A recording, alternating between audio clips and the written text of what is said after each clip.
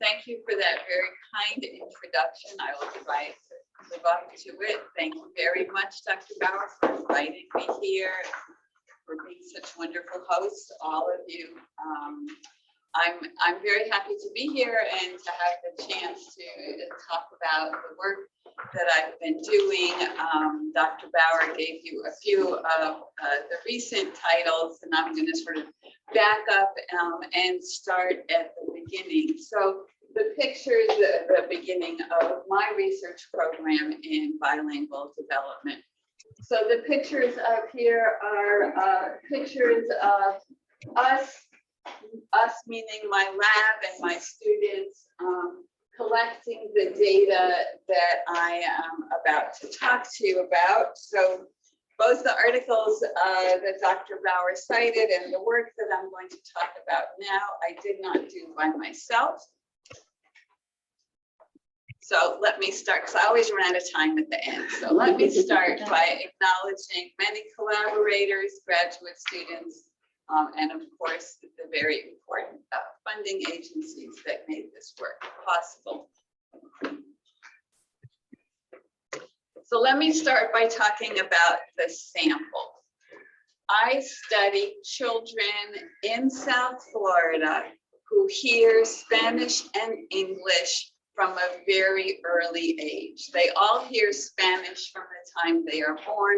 Most of them also hear English from birth. Some of them only get exposed to English a couple of years later, but they all have measurable English vocabulary by the time we study them at the age of 2.5. So this is a study of the outcome of early exposure to 2 languages. Contrary to what many people think about South Florida, Spanish is not something that continues and is passed down in families. Spanish is described as an immigrant phenomenon in South Florida. It's not like French in Canada or French and Dutch in Belgium. The reason there is so much Spanish in South Florida is because there is continued immigration from Spanish-speaking countries. The immigrants that I study in my sample, also contrary to what people often believe, do not all come from Cuba. They come from a variety of countries in South America and the Caribbean. Another fact about immigrant languages in the United States in general, and this includes Spanish in South Florida, is what's called the 3-generation rule. That is, the first generation of immigrants, of course, they speak their native Spanish and they may learn English to some degree. The second generation becomes bilingual to some degree. And by the 3rd generation, the heritage language is typically lost. Typically, the grandchildren of immigrants really do not speak Spanish. So the people who are bilingual tend to be either educated immigrants, that is, people who studied English before they ever came to the United States, or what are sometimes called the 1.5 generation, that is, people who immigrated as children. So they came here when they were 5 or 10 years old, and they have some Spanish, but then they go to school in English. Okay, so the children that I study are the 2nd generation. The children that I study all have at least one parent who is an immigrant from a Spanish-speaking country. I'm going to talk about 2 different longitudinal studies that I have done. The first study, let me talk about the aims first. In these studies, we identify children from dual language homes, and really the questions are very basic. What does language development look like in these children? Just simply describing the trajectories of their English and Spanish growth.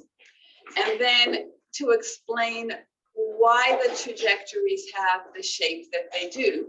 And that explanatory challenge applies both to what's true on average, that is, to the extent that I can say, in general, children from this environment proceed thusly.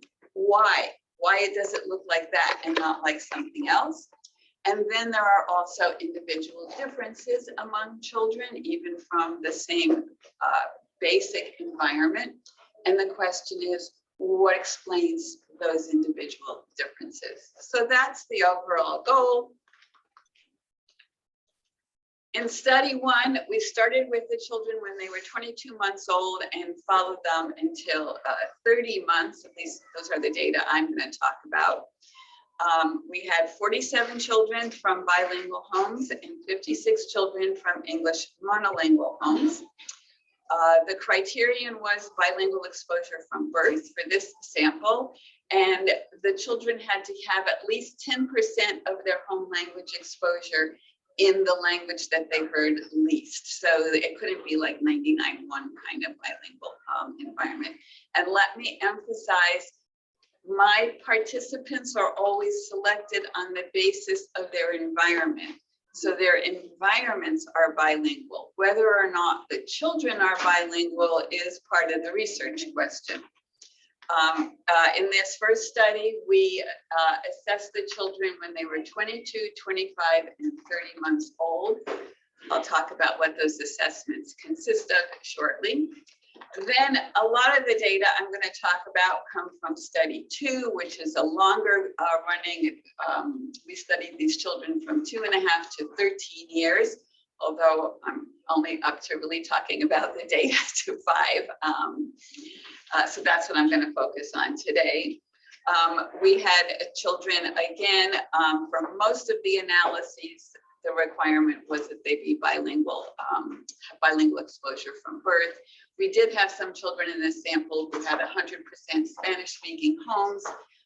They are included in some of the later analyses, but again, they all had English vocabulary by the time they were 2.5. And in this second study, we started at 30 months, and I'm going to be talking about their development through the age of 5. We have many more children from bilingual homes, and we do have a relatively small sample of monolingual English developing children. And in this study, we assessed the children and their environments every 6 months from the age of 2.5 to 5. So what did those assessments consist of? Essentially measuring everything that we could think of as potentially relevant in their environments. So we have an extensive questionnaire that we administer to the primary caregiver, which was almost always the mother. And one particular measure from that interview that's going to come up a lot is we ask the mother to estimate what % of your child's home exposure to language is in English and what % is in Spanish. Now, it's important to say we don't just call them up out of the blue and ask them to give us 2 numbers. This is in the context of an interview where we talk about who lives in the household, what languages they speak. So I think we get pretty, and the data suggests we get pretty reliable estimates. A second means of assessing environments that I will talk about in the course of today's talk is a language diary. We had mothers keep a record of what their children were hearing and what they were doing and who was speaking to them for over the course of 7 days. And I'll talk more about that too. And then I'm going to talk a little bit about another kind of data that we have always on the same children. We ask the mothers to sit and play with them. We give them toys, we give them books to share, and we ask them to interact with their children as they normally would. And if the mother tells us, and for the data I'm going to present, it is always mothers. If the mother says, sometimes I talk to my child in English at home and sometimes I talk to my child in Spanish at home, we measure them in both languages. If they say, I only speak English to my child, we measure them in English. So we never ask the mother to do something that she didn't normally do just for the purposes of our video recording it. Okay, so that's the environment, how the mother talks to the child, how the rest of the world talks to the child based on the diaries, and a lot of measures of the home language environment. We assess the children's language skill at the early ages using the MacArthur Bates inventories. I don't know how familiar that is to everybody. It is a parent report checklist. So we didn't directly assess the children. This is a widely used instrument. It exists in English and Spanish and at least 50 other languages now. But the parent reports on the vocabulary that she has heard the child use, on the sentence structures that she's heard the child use. So it provides a way of assessing the language skills of a 22-month-old. It's pretty hard to test otherwise. Starting at 30 months, we do have examiner-administered tests of expressive vocabulary and receptive vocabulary and a general language comprehension measure. These are all tests that have a Spanish and English counterpart. It's one of the advantages of studying Spanish-English bilingualism as opposed to other language pairs is there really are a lot of instruments available for assessing Spanish. I thought that little guy was raising his hands, but he's just blocking out the sun. All right, so what I have done for today from this 10 years of research is I've tried to extract a few lessons that I think I have learned from doing this research that I thought would be relevant to the audience as Dr. Bauer described it to me. So a lot of you are students, you are going to be researchers. You're also teachers or people who teach teachers. I'm also interested in this work becoming known by other people who see parents of bilingual children. So pediatricians and speech language pathologists, people who both deal with bilingual children in their professional role, but also, and really importantly, people to whom parents turn for advice. Parents ask their pediatricians all sorts of questions, and pediatricians well-meaningly answer them, but I think it's very important for the research that people like me are doing on processes of early development that gets out to the people who give advice to parents. Okay, so I'm trying to draw from this research lessons that are relevant to parents, to practitioners, and to researchers, and that's how I've structured this talk. So here's the first lesson. If you have to leave early, at least you'll know 3 lessons. The first lesson is it takes longer to acquire 2 languages than 1. Children who are learning 2 languages at the same time take longer to learn each initially. Okay? And that's true even if the learner is a child. So we all know it's hard for adults to learn another language.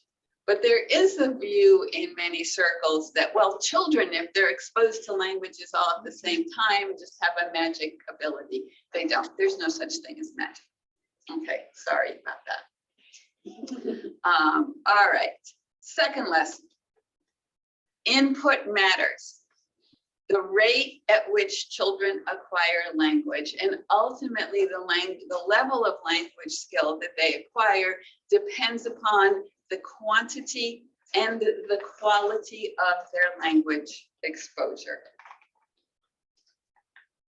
And the last lesson is you need not fear the minority language.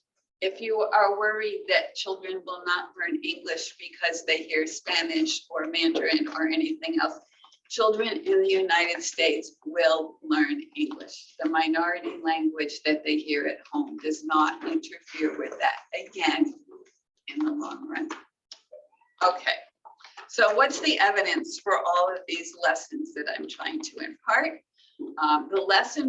The evidence for lesson 1 comes from a comparison of the course of development in bilingual and monolingual children. So we'll start with study 1. And here's a really important piece of information about the samples in study 1. The parents of the monolinguals and the parents of the bilinguals did not differ in level of education. In much of the research, given the nature of the immigrant population, not just in the United States, but in the world. People immigrate for a reason, okay? Typically, immigrant samples are lower in education and income than non-immigrant samples. And so when you compare the bilingual children of immigrants to the monolingual children of non-immigrants, you're both comparing bilinguals to monolinguals, which today is the question of interest, but you're also making comparisons across socioeconomic status levels. And so the two things are confounded, and you can't tell what's the result, what differences are the result of socioeconomic status and what differences are the result of bilingualism. The Spanish-English bilingual population in South Florida is different from many bilingual populations. It's different from many immigrant populations. They tend to be highly educated and affluent. And so I just had the good fortune that in South Florida, I could study bilingualism, not confounded by parent socioeconomic status. Okay. Other things to know about this sample. Across the time period that we studied, on average, home language exposure was relatively balanced. Okay, so about 50% English, 50% Spanish. It does go up a little bit as they get older, and we'll see the older kids, as parents start to worry about their children going to school, they start to increase how much English they use a little bit. Okay. So here's the first result. This graph shows the top line is the growth in expressive vocabulary in English for the monolingual children. And if you're familiar with this test, you will see that these are comfortably just a little above average children. At 22 months, their score on this CDI measure is about 200, and they are growing, you can see, with age. The blue line is the English score for the bilingual children. And so what you can see is that at every age point, the bilingual children have smaller English vocabularies than the monolingual children, because the monolingual children only know English. Now, the bottom line is the bilingual children's score in Spanish. The test is pretty comparable, same number of items. And the point of putting those data up here is to show you that these bilingual children, although they are lower in English than the monolingual children, it's not because they are Spanish dominant. That is, it would not be surprising to take children who basically only speak Spanish and find out that their English vocabulary is small. But these are bilingual children who are English dominant, but that doesn't make them like monolingual English speaking children. Now, I would conclude from this that input matters. That is that the quantity of input matters. The monolingual children get 100% of their input. A phrase of the day. The bilingual children, on average, get about 50% of their input in English, and this is the logical consequence. Now, some people would say, well, okay, fine, for vocabulary. But vocabulary is not like core language, like Chomsky wouldn't be impressed. Grammar is going to be impervious to these differences in input. And people who would say that would be wrong. This is a different measure from that same instrument. We asked the mothers to tell us the 3 longest utterances your child has ever produced in English and in Spanish. And mean length of utterance is a well-regarded, widely used measure of grammatical development. And the graphs look the same. The monolingual children everybody's growing. The monolingual children are higher than the bilingual children in English at every age, and they are still English dominant at every age. And there are other measures too from this test. They all look the same. Okay, so grammar and there's a whole other line of work outside of bilingualism that shows that at this early stage, vocabulary development and grammatical development are highly correlated. So this really is not like an amazing finding. Okay. Oh, one last measure. I forgot I had this in there. So, okay. Vocabulary differs as a function of how much input. Utterance length differs as a function of how much input. But here's sort of the nativist last stand. The age at which you reach this milestone of putting words together. This is a basic milestone in language development. Children start out speaking one word at a time, and at some point they start to produce words, put words together in utterances. The monolingual children in this sample, again, are very, very typical. At 22 months, 90% of them are putting words together. The bilingual children are not in either language on average. Now, by 25 months, these differences are not significant. So these data show you that the bilingual children lag, and in fact, it shows you by about how much they lag. They're about 3 months behind the monolingual children, which makes a difference at this age. Adults 3 months behind in anything doesn't matter so much. But at this age, with very rapid language development, 3 months makes a significant difference at every single assessment point. Now, let me back up and show you something. Okay, here we have vocabulary.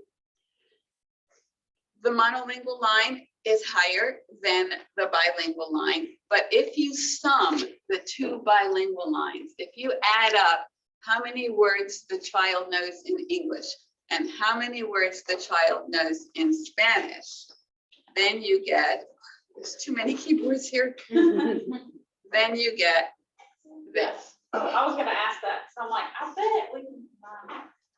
You can, and for this measure, I mean, it's a checklist. It's Right. not a list of every word the child knows, but at this age, it comes pretty close. People have Yeah, you looked said at they were that. pretty comparable. Oh, they're very comparable instruments, and they do a decent job of approximating a total vocabulary inventory. At the older ages, of course, you don't have a list of all the words. Sure, right, yeah. So again, this shouldn't be controversial. It all makes perfect sense. The bilingual children are learning just as fast as the monolingual children, but their input is divided, and so their acquisition is divided. What this tells you is the bilingual children are not confused. That is, some people have the idea that it's just too confusing to children to hear two different languages, and as a result, they acquire neither. And that is not true. They are acquiring language at a perfectly typical pace. They're just distributing their experience. Well, the world distributes their experience, and so their knowledge is distributed across two languages. Okay. Study 2, we basically replicate the same thing. The sample is a little bit different. We cast a wider net for bilingual families. And so the bilingual families are on average a little bit lower SCS than the monolingual families. They are still not a low SCS sample, okay? And the bilingual sample, half of the parents, both mothers and fathers, have college degrees. Okay. But so in every analysis that I'm going to present going forward, that is statistically controlled for. There are differences? The education differences, yeah. If we look to how much input they get in English and in Spanish, this sample is a little more Spanish dominant, but it's still pretty balanced. And here's where you can see that the English goes up just a teeny bit as kindergarten looms. English use in the home goes up. Okay. And here's now this is a bigger sample and a longer period of time from 2.5 to 5 years, and there's missing data, so the statistics get fancier. And these are estimated growth curves for multi-level models. For children who have, well, the top line is the estimated growth curve for English vocabulary, and now the outcome measure is the standardized vocabulary test. The top line is the estimated vocabulary growth for a child who has 100% of his input in English. And the bottom line is the estimated growth curve for a child who has 50% of his input in English. And this is based on having children who range from 10% to 100% fed into the model. So basically we replicate what we saw earlier, carrying it forward up to 5 years. The quantity of input matters. And here's the estimated growth curves for English and Spanish for a child who has 50% of home language exposure in each language. So this replicates the finding from the earlier sample that given about equal exposure, the children are still English dominant. It shows you, because it takes a longer time span, you can see with the naked eye what was also statistically true earlier, and that is the slopes of these lines are different. Not only is English more advanced, but English is growing at a faster rate than Spanish. And then the other thing that these lines tell you is there's something else at work besides the quantity of home exposure, because that is balanced in this picture. Okay. So what are the implications of this lesson, that it takes longer to learn 2 languages at once? The most important lesson, I think, and I really had to have parents, I mean, I didn't know this until I was talking to parents. It's normal for your child, if your child is hearing 2 languages, it is normal for your child to have a smaller vocabulary and be less advanced than the monolingual children in his class. There is nothing wrong with your child, and you are not doing anything wrong to your child. And it was very striking to me, the frequency with which I had parents be just grateful that I could tell them, your child is perfectly fine. He's a normal bilingually developing child. He doesn't look like a monolingual developing child, because your child's classroom teacher, your pediatrician, and your mother-in-law are very happy to tell you you're doing something wrong, speaking a minority language to your child. Okay. For practitioners, I think the most important takeaway from these data is you cannot evaluate a bilingual child with a monolingual instrument, even in that child's dominant language. Okay, I really hope I made that clear. Just because the child is dominant in English doesn't mean the child is like a monolingual in English. And that puts speech language pathologists in a terrible bind, because there kind of aren't norms. You'd have to adjust the norms for how much.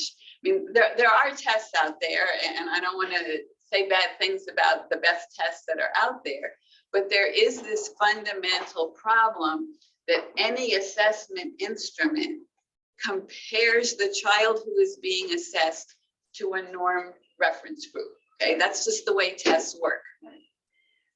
Who's going to be the reference group for children who hear between 10 and 90% of their input in another language, when we know that those differences in input matter? Okay. All right.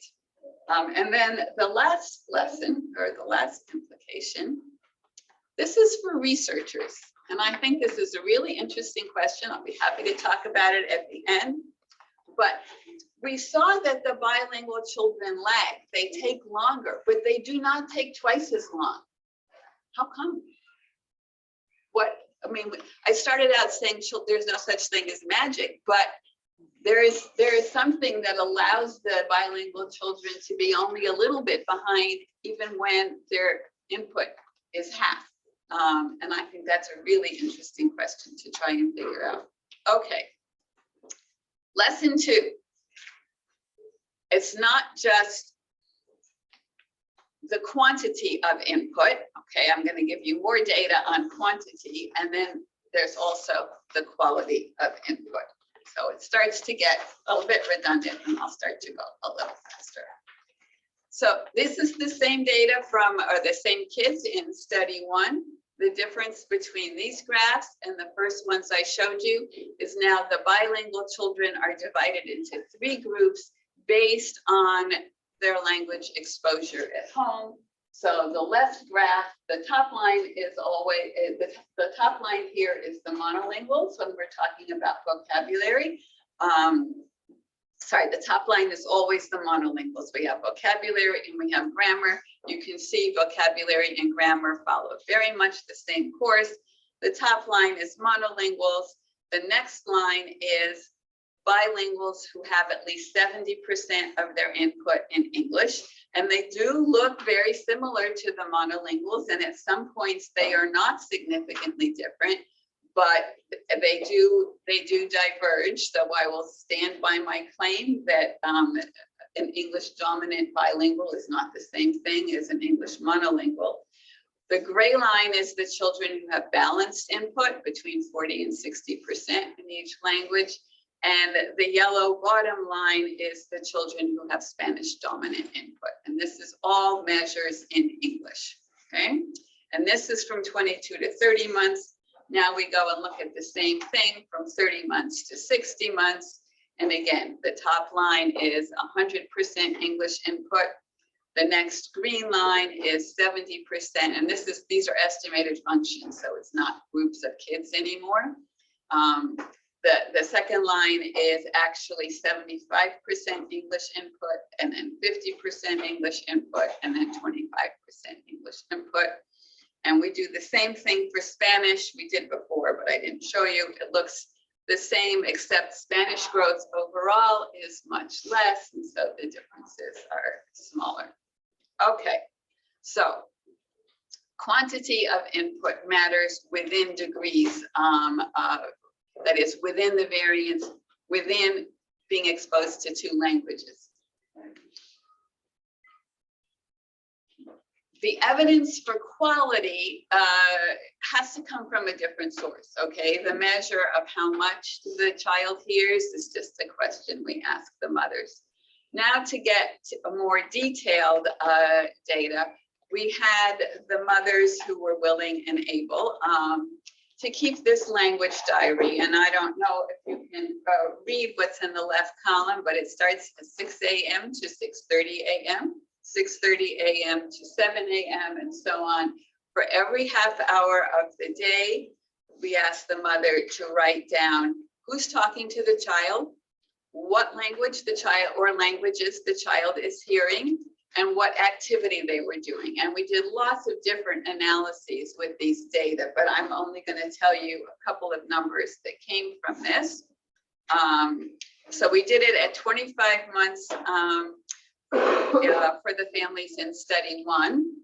What we found, because we had this extensive interview and we knew everybody in the child's life, basically, when we had these diary records of who was talking to the child in each language, we knew who was a native speaker of English and who was a native speaker of Spanish. And so we could calculate the percent of the child's English exposure that came from native English speakers. We also had, independent of the mother's estimate, we had the diary record of what percent of the child's input was in English. And using just the diary data, what you find is, yes, the percent of input in English predicts English, but over and above, the predictive power of how much English the child hears, the proportion of the child's English exposure that comes from native English speakers is a significant positive predictor. So to say the same thing in another way, language exposure provided by native speakers is more supportive of the children's language development than language exposure provided by non-native speakers. Okay. And we replicated this finding in study 2. Again, we had mothers keep diaries. This time they did it at 30 months. This is what the data look like. So now I'm showing you more data from the diary. So we find, again, if you look at the top line, the number of English only blocks. A block is a half-hour period of time. The number of English only blocks is a predictor of all these measures. Okay, we had more measures in the second study. This is what I was talking about before, the number of different sources of English. That's often a significant predictor. If you care about it, the total number of mixed blocks is not predictive of anything. That is one issue people worry about sometimes, is that language mixing is going to interfere with language development. To the extent that we can measure it this way, it doesn't. South Florida is a bad place to try and find effects of language mixing, because you need variance to find the effect of any variable, and everybody mixes in South Florida. Different bilingual communities have different views about language mixing. In Canada, they try not to do it. They still do it, by the way, but they try not to. In South Florida, mixing is ubiquitous. It's almost like a show off, I can do it kind of thing. One of my graduate students said, you know how your phone learns what you've been typing in? Her phone code mixed. Wow. Yeah. Okay, so now here we have the evidence that the percent of English exposure from native speakers is a significant predictor of all these measures, but it is highly correlated with how much English they hear. So when you do the proper statistical analysis to get the unique effect of native speaker input, some of the relations drop to non-significance, but the two, I think it's telling that the two independent examiner administered dependent variables stay significantly predicted by the percent of English that comes from native English speakers, holding the other influences constant. So that raises the question of why, what's different about native speaker input. And we looked here to the literature. I'm going to say, excuse me, and close that line because, oh, thank you very much. I was trying to ignore it and I was failing. Oh, thank you. Life is better. Okay, back to this. All right. So we looked at the literature on monolingual development, and some of that literature was mine. Before I studied bilingual children, I studied the role of language exposure, quality of language exposure in monolingual development. And the literature clearly identifies vocabulary richness and utterance length as positive predictors. We all simplify our speech when we talk to children, but within that register, it is not the case that simpler is better. Children cannot learn what they do not hear, and children develop language more rapidly if they hear rich input as opposed to impoverished input. And so we took these measures, vocabulary richness, that is just the number of different words. We also measured the utterance length. And then there's a few other things that other people's research have found to be particularly predictive of grammar. How many different words do you use in the subject slot of a sentence? How many different words do you use in the main verb slot of a sentence? That isn't my work, but that's been found to particularly to be predictive of grammatical development. So remember, we had these recordings of mothers interacting with their children, and we transcribed them and counted these characteristics in the transcripts. And here's what we found. Okay, so the way you look at this, these measures are all z-scores. So an average mother is going to have a score of 0 on every variable. Below, above the line is going to be native speakers of English. I forgot to tell you, the non-native speakers were divided into two groups based on their self-reported proficiency. That is, one of the many questions that we ask them is, how good do you think your English is? And it's a validated scale. We didn't invent it ourselves, but the mothers, nobody said that they couldn't speak English at all and still talk to their children in English. Because remember, we only did this with mothers who say, yeah, I talk to my child in English all the time. But some of the mothers rated their own proficiency as good, and other mothers rated their own proficiency as limited. Why they spoke to their children in English when they didn't feel they were very good English speakers is a different question. Okay, but we had these three groups. And what you see across measures is, this is utterance length. The native speakers were the highest, followed by the non-native speakers who rated their proficiency as good, and the non-native speakers who rated their proficiency as limited were the lowest. And the difference and the pattern for every measure is the same. The differences are not always significant, but the speakers with limited proficiency are always significantly different from the native speakers. In utterance length, in the number of different words, that's what word types means. In the number of different verbs that are the main verbs of the sentence, and the number of different nouns that are the subject of the sentence. So on every measure, what we find is parents with low proficiency in the language do not provide their children with as rich input as parents with higher proficiency. Now, in our data, the high proficient group was native speakers.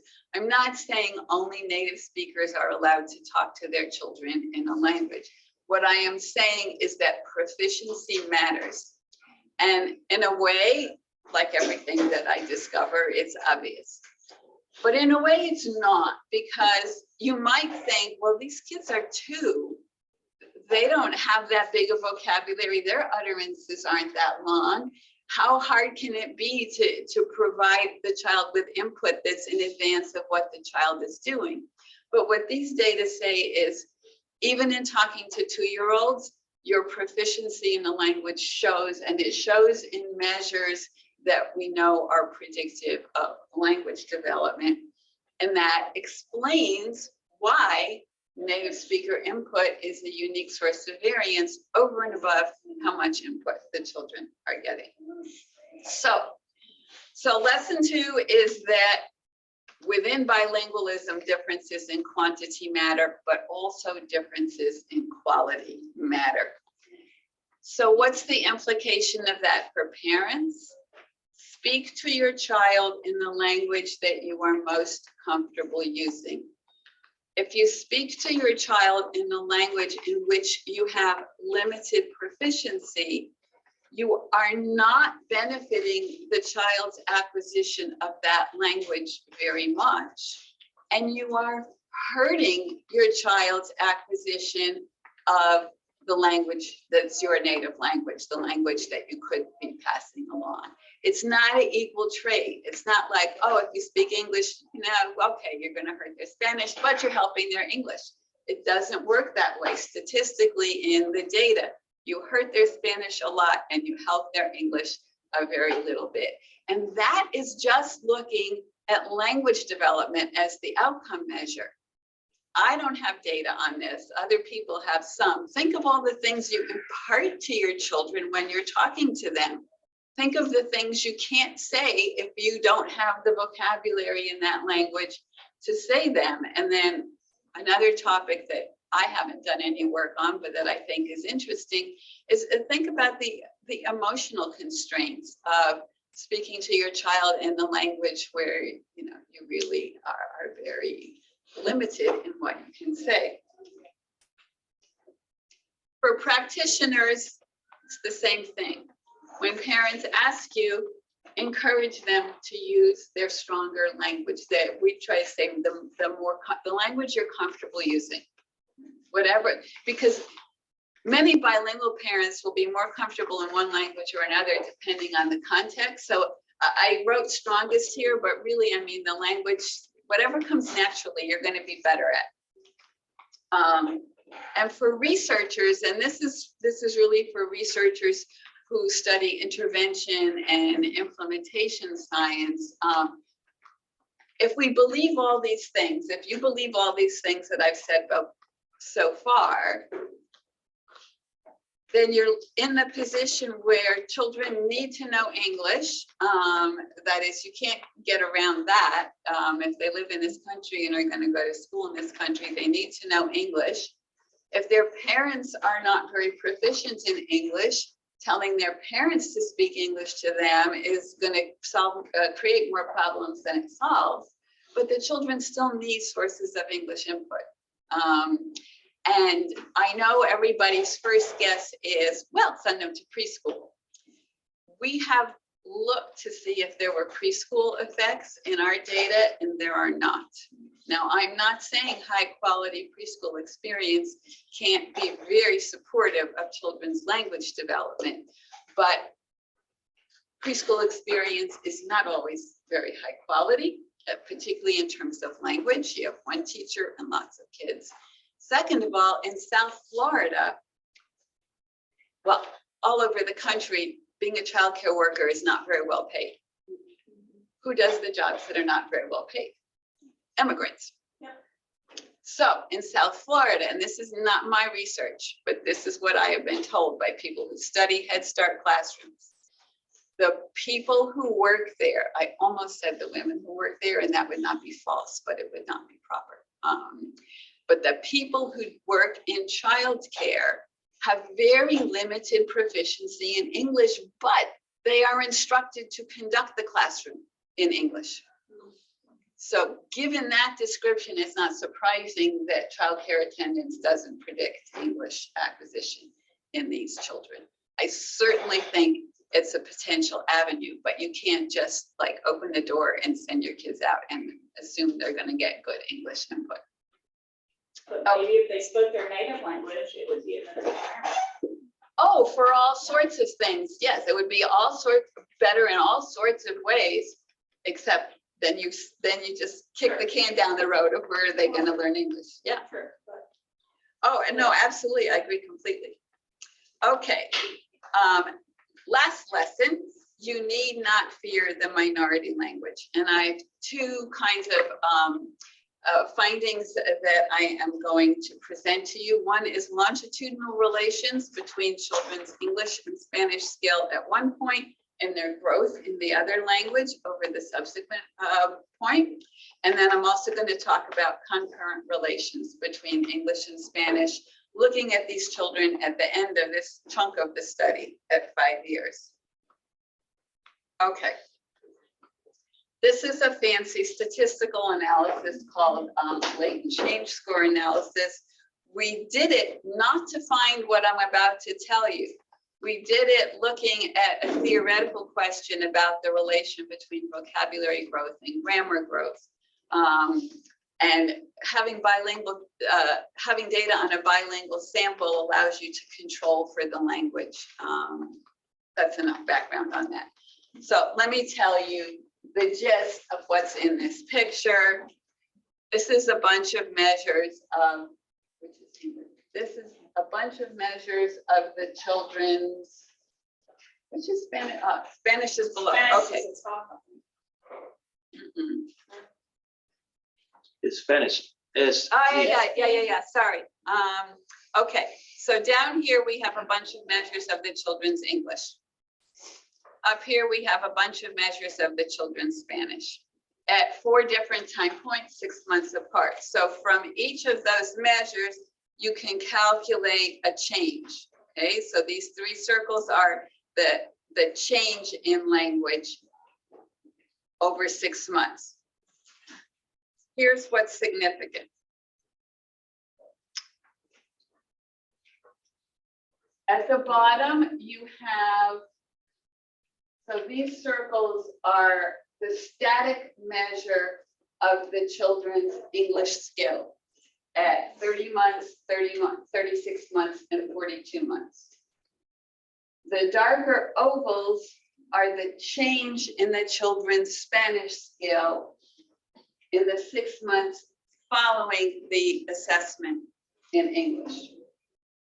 What you find is English skill at each time point is a significant negative predictor of Spanish growth. All of the same paths were tested going from Spanish to English, and they're not significant. So what this means is that the more advanced a child is in English, the less Spanish they're going to learn in the next 6 months. But the converse is not true. How much Spanish the child knows has no relation to how much English the child is going to learn in the next 6 months. So the better you are in English, the more you use English, the less you learn Spanish. The better you are in Spanish has no consequence for English, because of course you're still going to use English a lot. Oh, yes. Oh, absolutely. Oh, no, this has nothing to do with language typology or, no. This is the hegemony of English. Absolutely. Well, that's an interesting hypothesis, maybe. And we were talking about this at lunch, and this is something that comes up when bilingualism researchers get together. English is not just another language. English is a world language. People in Lithuania are worried that their children are not acquiring Lithuanian because they're watching so much English television and playing English games. So I think I wouldn't completely generalize from, oh, I should stay on camera, I'm sorry. I wouldn't completely generalize from the imperialism of English to the imperialism of all societal languages. Okay. One more kind of finding. This is the last set of data. So this is measures of the children's English and Spanish vocabulary scores at 5 years. Don't worry about the colors and shapes of the dots for the moment. Every dot on this graph is a child placed in this matrix as a function of their English and Spanish vocabulary. So for example, this child is very high in English and pretty high in Spanish. This child down here is lower in both English and Spanish. So the question is, how can we characterize these individual differences? That is, if you're talking about a monolingual children, some are more advanced and some are less advanced. You could break it down into vocabulary and grammar, but basically there's one continuum and children are at different places on that continuum. But how do you even talk about the individual differences in bilingual proficiency? How do you talk about them as bilingual? Now, if you draw this line, you see two things. Every child on this line is a perfectly balanced bilingual insofar as these instruments are accurate about vocabulary, but with those caveats, every child on this line has the same vocabulary score in English and in Spanish, okay? So you would call them a balanced bilingual. And that's the vocabulary that is widely used to describe differences among bilinguals. They're Spanish dominant, they're balanced, they're English dominant. If you use that vocabulary, you can see that most of the children are English dominant. At 5 years, we have a half a dozen or so children whose Spanish skills are stronger than their English skills. But most of these children who, remember, grew up on average in slightly Spanish dominant households, because this is the second study, by the time they're 5, they are consistently English dominant. But that's not the only dimension on which bilinguals differ. This child up here knows both more English and Spanish than this child down here. That is, bilinguals differ in total language knowledge. So up here, you have a high total vocabulary, and down here, you have a low total vocabulary. And that's a really important point, I think, because it's the escape from the dilemma of a trade-off.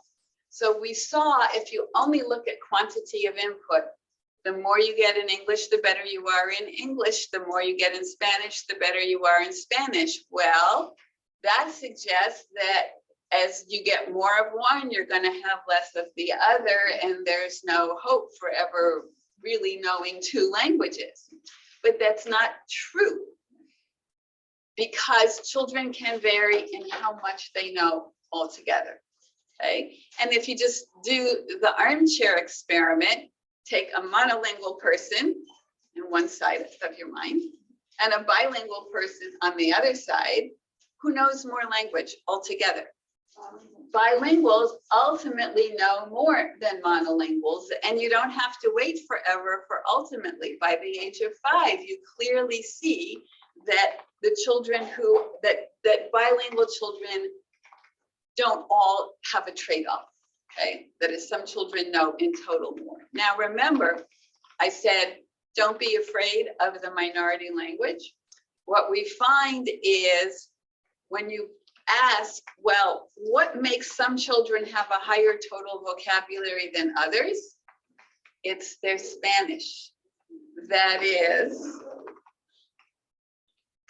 so this is all 126 children that we had data for at the age of 5. The blue part of each line is the child's English vocabulary score, and the black part is the Spanish vocabulary score.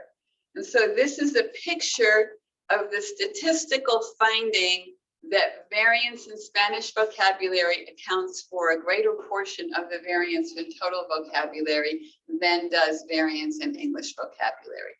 To put it another way, the kids, sure, some kids have bigger English vocabularies than others, but really what makes a difference in total vocabulary is some kids know a lot more Spanish and some kids know virtually no Spanish. You don't have any children who don't know any English the way these children really don't know any Spanish. Okay. All right. Last analysis of these data, another way of characterizing the individual differences. This is cluster analysis. I saw someone had a person-centered analysis up on the wall, so you all know what I'm talking about. The statistical procedure identifies 4 groups where you couldn't, with the naked eye, that's the significance of the different colors for these dots. And the analysis yields 4 profiles. Okay, so this is a profile where kids are pretty good at everything. This is a profile where they're, whoopsie, what did I do? This is a profile where they are less good at everything. If you take these 4 profiles and plot their English and Spanish vocabulary, and the black line there is the prevalence, okay? So not all profiles are equal. This is not dividing the kids into 4 equal groups. This is identifying patterns of proficiency and then finding that the pattern of proficiency that, of course, everybody would like their child to have, and that is being strong in both English and Spanish, is a low frequency pattern. There's 15 out of 126 kids in this group. The pattern of being strong in English and having very little Spanish is the most frequent pattern.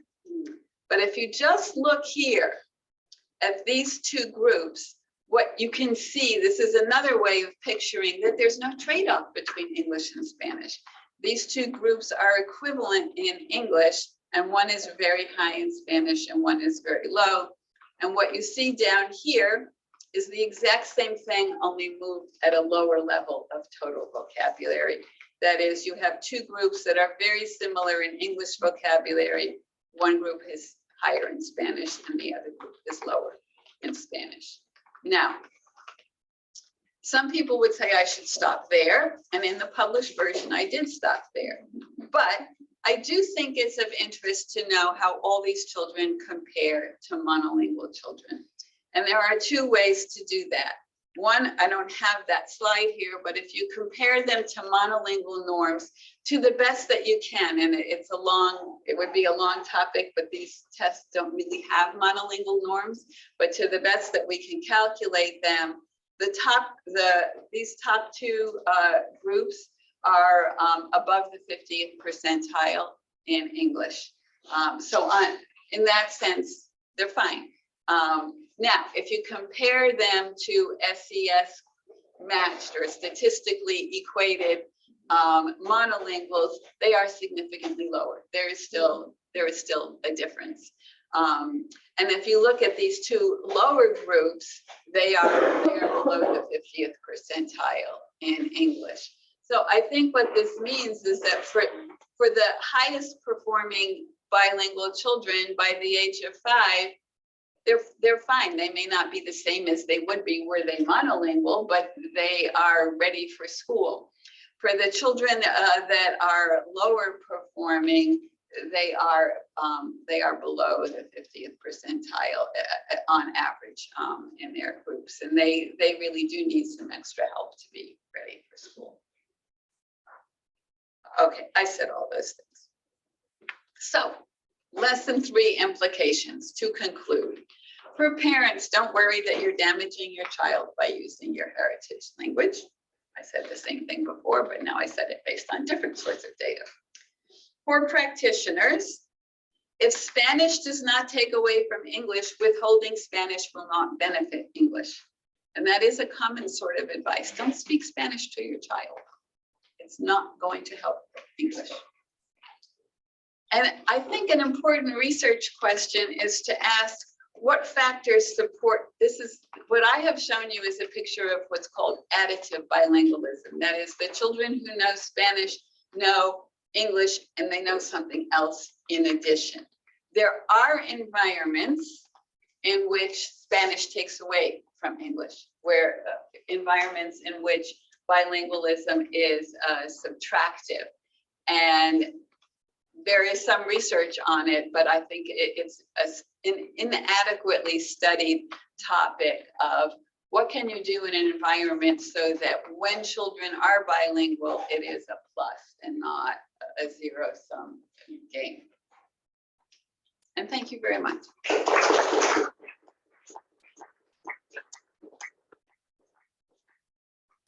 All right, so now it's time to have some questions. I know during the presentation, some of you I knew were thinking along with her because you had your questions and so on, but this is more of an open forum in terms of what you're thinking about now, about some of these topics that she's raised.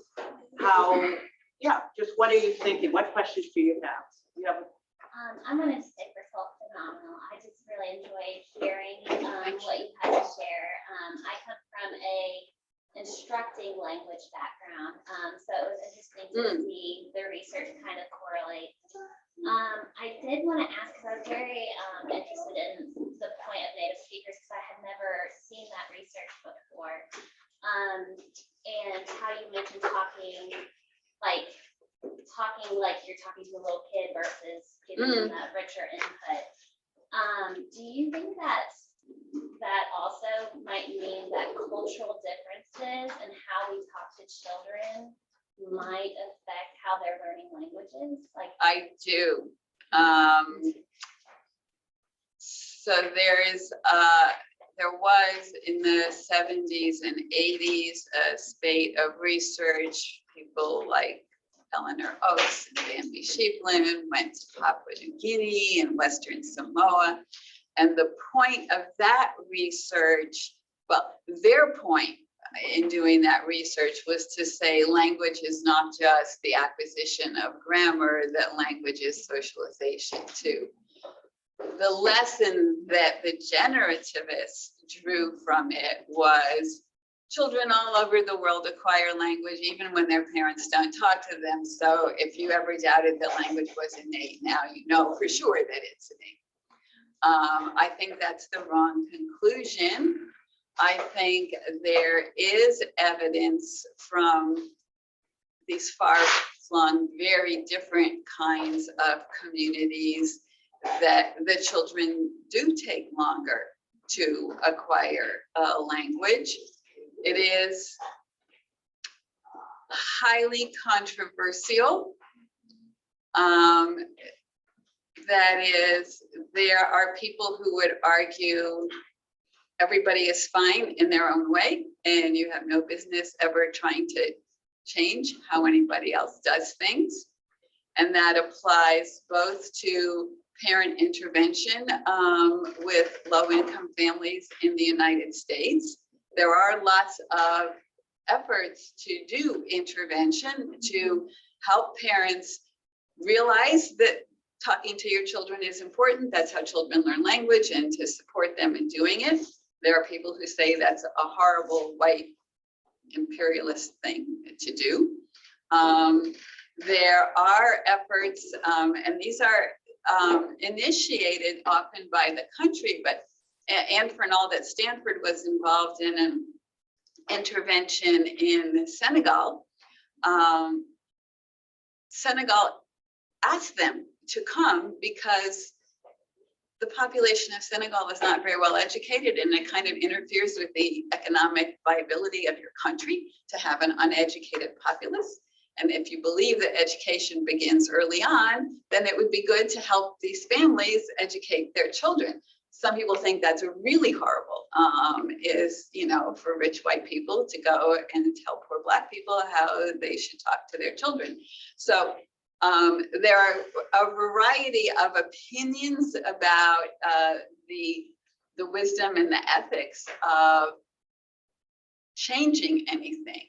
But I do think there is evidence that cultural differences in how much you talk to children are related to cultural differences in children's language development. Now, another question is, are there cultural differences not in quantity, but in the quality? And quality doesn't have to mean, my measures of linguistic quality, but I really mean, are there, I hate to say qualitative aspects because I try to count everything and put it into statistics, and if you count it, it's not qualitative, okay? But one thing that we are working on now in my lab is a difference between Latin American styles of talking to children and white middle class European American ways of talking to children. And when you talk about Americans talking to children, you always need this string of modifiers because we're a very heterogeneous society. But if you talk about middle class mainstream European Americans, we are, not just in terms of talking to children, in terms of the literature on parenting, we are the most individualistic society. We think our children are brilliant. We want them to display, we want our children to display their brilliance. American mothers talk to their babies from the time they're born. We encourage them to speak up. Not everybody really values that. Speaking as someone who traveled with my middle-class American children in other countries, not everybody thinks it's charming when little kids just talk and talk. But that's how we socialize our children. Latin American mothers, there is a difference that has been documented by Gigli and Ameltzi at NYU in Latin America, and we have found it in our data and immigrants. It is really close to being submitted. It's not published yet. And here's the difference. Give a mother in Peru and an equally middle-class mother in the United States a book to share with her child. The Peruvian mother tells the story. The American mother asks the child to tell the story. I'm exaggerating, but there is this difference in roles. And I think, and that's not my original idea, it's related to cultural views about the relative status of adults and children. We, again, we middle-class American mothers try to treat our children as equals. Latin American mothers see no need to treat their children as equals. The mothers have the information and they impart it to the children. And we see that in our data in just the toy play interactions, that the Spanish-speaking mothers do not talk less to their children than the English-speaking mothers, but their children talk less. And the Spanish-speaking mothers ask their children fewer questions. So it's kind of nice to see a difference that isn't just quantity of input, because that's what the cultural differences have been about up to this point. We even see, so we have a few mothers, 10, 12, something like that, mothers who really were monolingual Spanish speakers at the beginning. And so if you compare the monolingual Spanish speakers to the monolingual English speakers, you see, we replicate the difference you see in Latin America, between Latin Americans and Americans. And then we look at the bilingual mothers. This is where I think it gets really interesting. And we had the day that they spoke English to their child and the day that they spoke Spanish to the child. And they are different. That is, they are more American-like when they're speaking English, and they are more Spanish-like when they're speaking Spanish. And this is similar to lots of other findings from bilinguals, that they act more like one culture when they're using that language and the other culture. So language becomes a trigger. People who study this talk about it as cultural frame shifting. And we see that in our mothers. We see both cultural differences and cultural frame shifting in the bilingual mothers in something as really basic as how you talk to your children. Yeah, it's almost written up. We have one, oh, sorry. We have a question online. Yes, so there's a question and then there's a sort of a short discussion around this question online.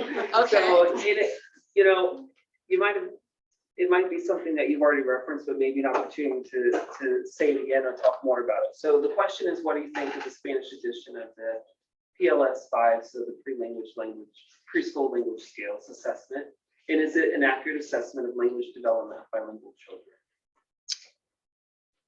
I used the PLS-4 in the initial years of data collection for study 2, and we don't find it to be very sensitive. That is, I just don't get a lot of results out of the PLS period, never mind whether it's 4 or 5. It is a very, well, it's a very, the strength of it, at least on its face, is that it's very naturalistic. You're talking to the child and asking them questions as opposed to a vocabulary test, which is not like any normal human interaction. But the problem with it then is it's not really a test of language separate from their ability to sort of figure out what you want them to do. It's also, and this is why we stopped using it, it's also bad for longitudinal research because the overlap from one year to the next is substantial and the kids remember it. Whereas the vocabulary test, they're in a different chunk of words as they advance. So I'm not answering your question because I don't know the PLS-5 to compare it to the PLS-4. But if what you are interested in is distinguishing language knowledge from other sorts of inferencing abilities and measuring how language knowledge changes over time, I don't find it to be a good measure. It's too easy. Thank you. Any other questions? I'm like an immersion teacher, so from your insight, what would be your like suggestion, or what would you say to the parents whose like English, like monolingual English or English dominated family. And when they ask you, so I'm not speaking Chinese, how would I support my kids at home? So my answer, normally I tell the parents, so just read it to your parents in your language. Because for me, I believe, so language learning, like the learning is not only about learn the language, it's more about the life experience and make sense to kids, like how everything works in their life. I agree that when parents talk to children, they are doing far more than just modeling language for them. And again, if you're using a language in which you have limited proficiency, your ability to communicate information is going to be limited. And that's another reason. I mean, there would be enough reasons without that, but that's another reason. And in fact, there is one finding, it's buried in a paper by Adam Winsler, because it wasn't what he was particularly focusing on in this study, but using, I think it's using one of the big, like the kindergarten cohort databases. So we had a lot of subjects, and he has 4 language minority families. He has a measure of how much they speak English at home. Okay, so that's the predictor. You are a family that uses a language other than English at home. Now the question is, how much do you use English? And the outcome measure is the child's IQ. Oh, sorry, it makes something in my eye. The outcome measure is the child's IQ at age 2.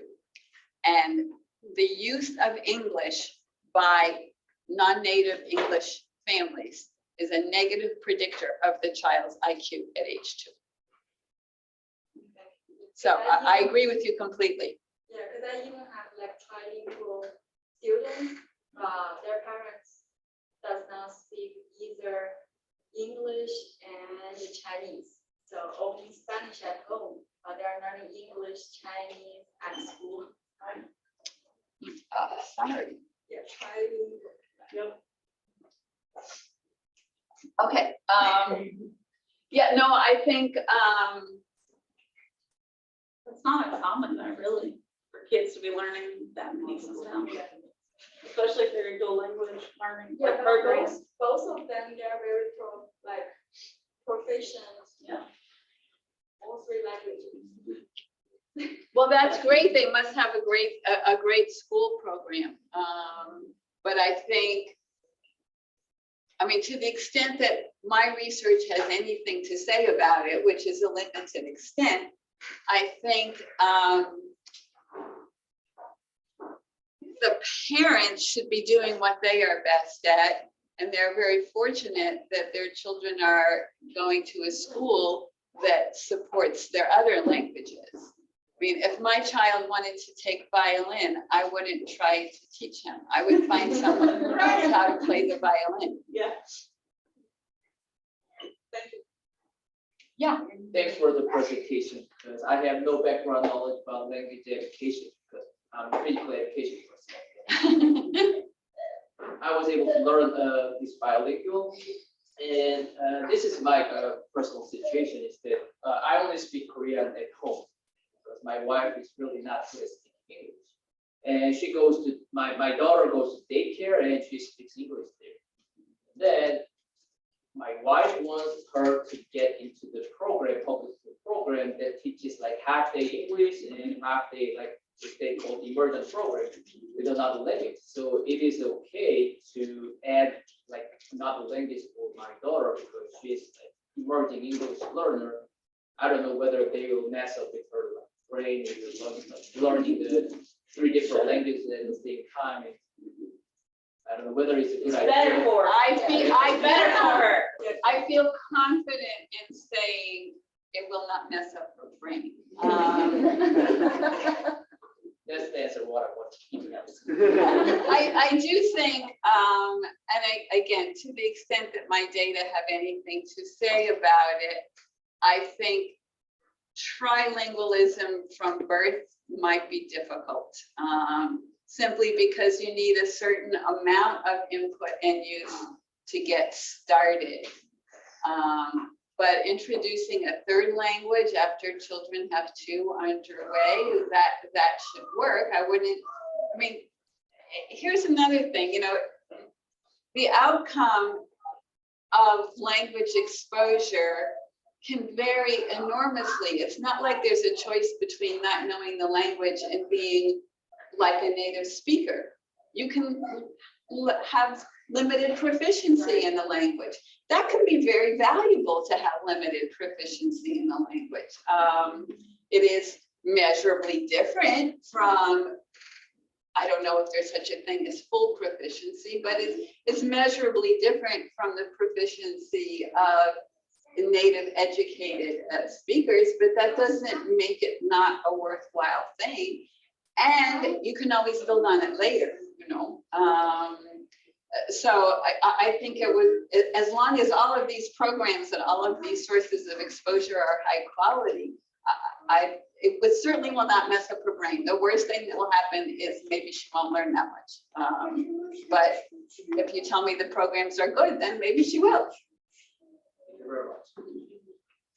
I just wanted to add to that. I come from a district that has like 5 different language immersion programs.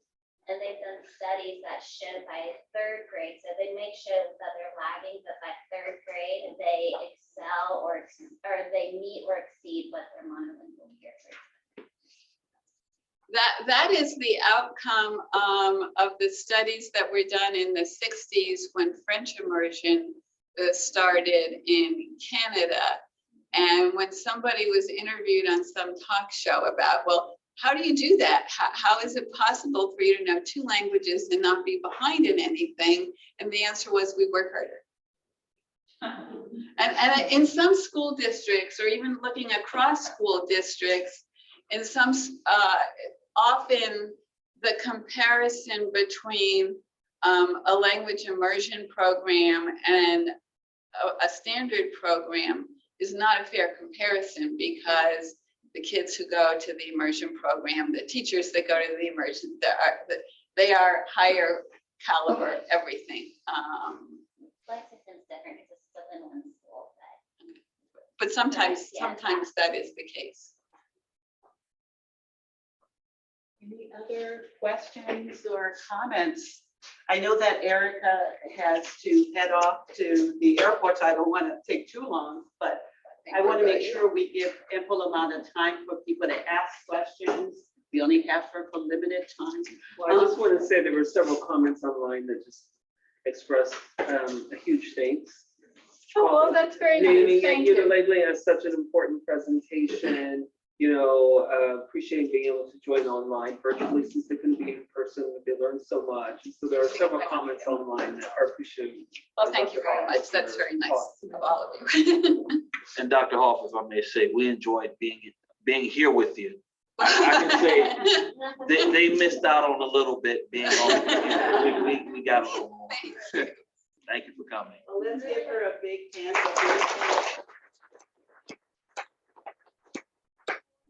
On your way out, if you wouldn't mind, if you're interested in knowing more about the center, what we do, when we have talks, all these different things, please go ahead and write your name down, print it for us, and then your email address, and we'll stay in touch. Also, we have some little mementos, so please feel free to take one on the way out.